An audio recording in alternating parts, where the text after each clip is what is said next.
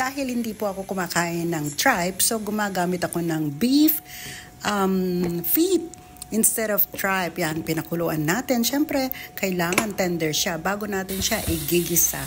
Yung unang kulo, tinatapon ko yan, tapos huhugasan natin. Tapos, papakuluan ulit. Siyempre, para malinis kasi hindi natin alam kung sino mga nag-handle sa ating meat, di ba? Kailangan malinis. Yan. Tapon ng unang kulo at lagyan ulit ng tubig, pakuluan hanggang sa yan, pag malambot na siya, pwede mo nang lagyan ng sibuyas. Yan, lalagyan na natin ng sibuyas. So yan, may sibuyas na yan. Pagkalagay ng sibuyas, kukulo pa yan hanggang sa malambot na at pwede ka nang maggisa sa ibang lutuan. Olive oil ang ginagamit ko, gigisa una ang sibuyas, pero pwede rin mauna yung bawang. Depende na sa'yo kung anong gusto mo.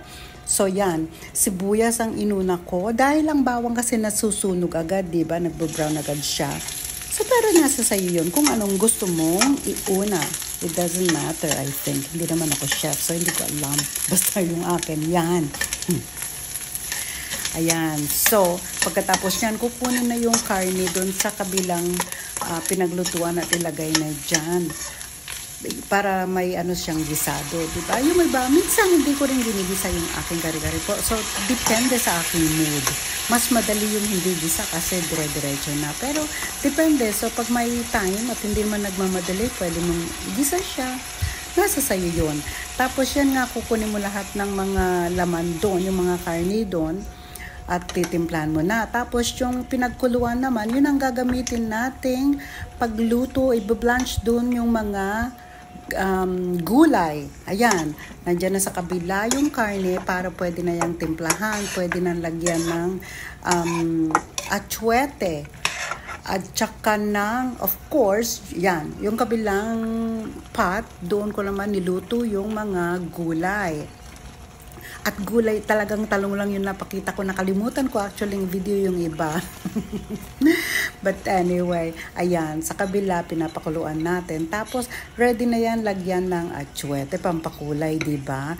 Mas makulay, mas maganda, makulay ang buhay natin. Tapos, yan na yung peanut butter. Siyempre, hindi pwedeng walang peanut butter ang kare-kare dahil nga kare-kare, peanut butter stew. Sa English, kumbaga, ang kare-kare, diba?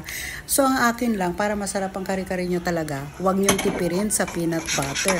Peanut butter stew nga. So, kailangan talagang lakasan ng peanut butter nandyan. Dahil dito sa Amerika, wala naman tayo talagang yung from scratch, diba? So, peanut butter na lang, kahit na anong brand yan pwede. Yan. Tapos, make sure lutong-luto na talaga yung karne dahil pag nilagyan na ng peanut butter yan, didikit na yan sa ilalim eh. So, luto na yan. Lagyan na lang ng konting asin. Kung ayaw mag-asin, okay lang kasi may bagoong naman. Tapos, nilagay ko na sa taas yung mga gulay na luto na yan. Pagsasamahan ko na lang. At tapos, ready na to chow down. So, diba? Enjoy, enjoy. Ganyan lang kadali, guys. Pero nasa sa inyo yon kung paano nyo gawin.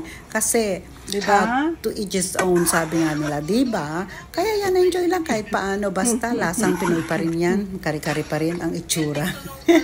Enjoy, guys. Thank you! May papatelapin.